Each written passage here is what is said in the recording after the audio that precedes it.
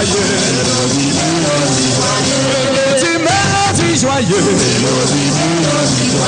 Mélodie joyeuse. Mélodie joyeuse. Alléluia, c'est ça. C'est ça.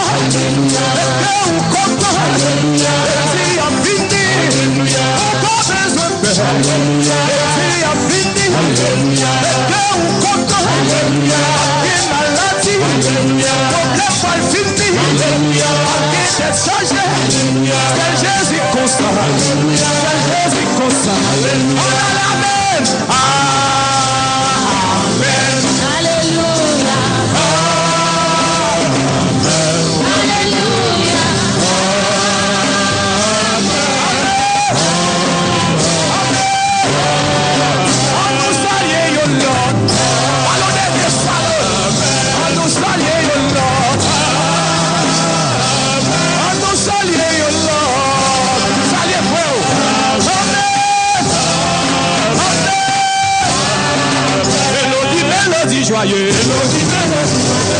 mélodie joyeuse, mélodie joyeuse, mélodie joyeuse, mélodie joyeuse.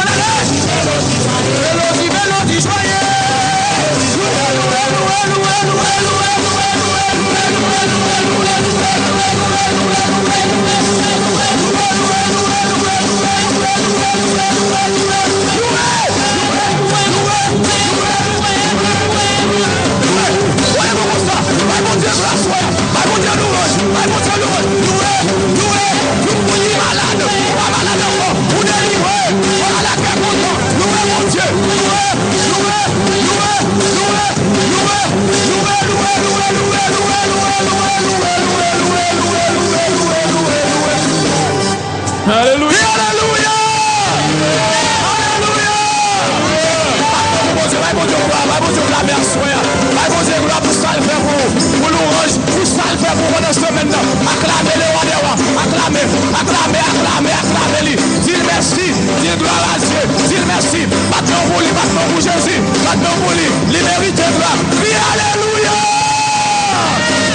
Merci Seigneur. Allah ou gloire Seigneur.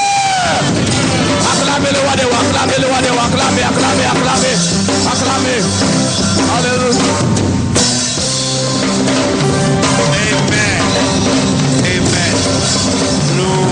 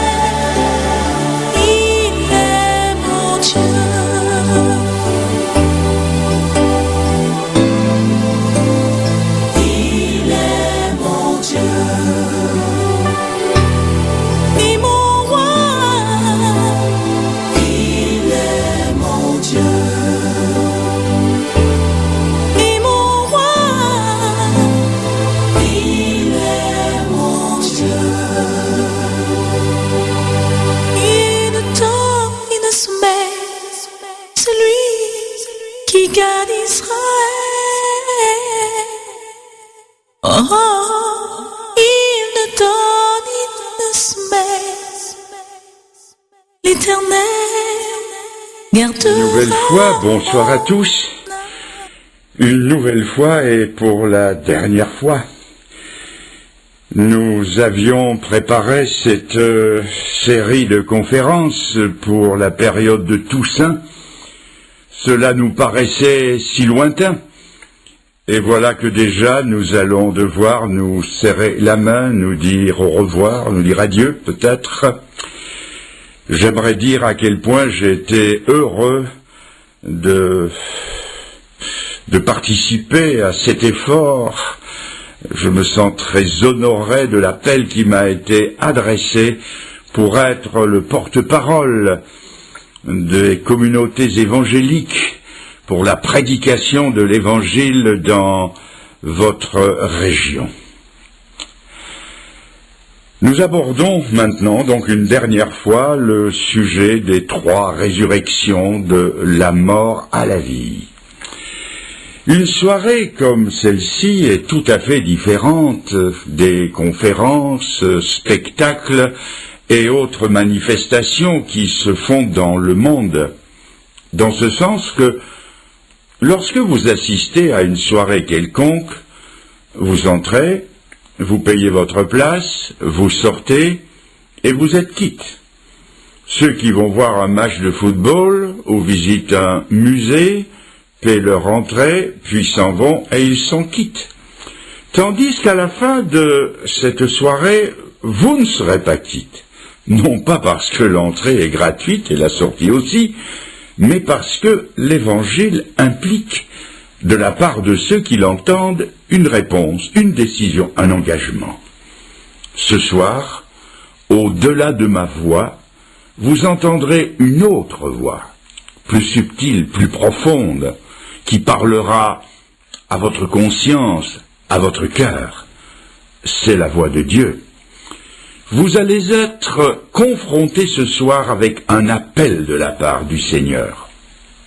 Et à cet appel, vous allez répondre par oui ou par non, ou ne pas répondre du tout, ce qui équivaudra à lui dire non.